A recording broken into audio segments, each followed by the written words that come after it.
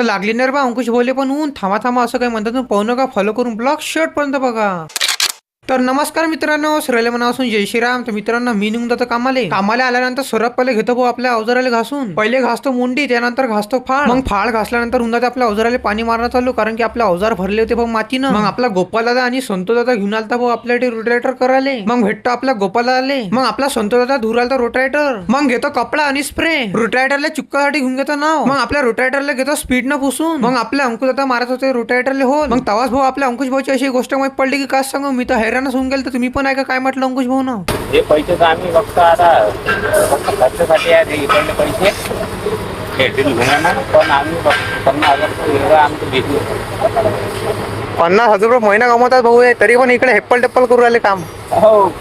मग आपल्या रोटायटरला घेतो टचिंग करू, मग पारतो इकडे स्प्रे, मग मारतो तिकडे स्प्रे. मग इतका महिना केल्यानंतर आपला रोटायटर झाल चमकून राहतं ना रे बा. मग आपल्या रोटायटर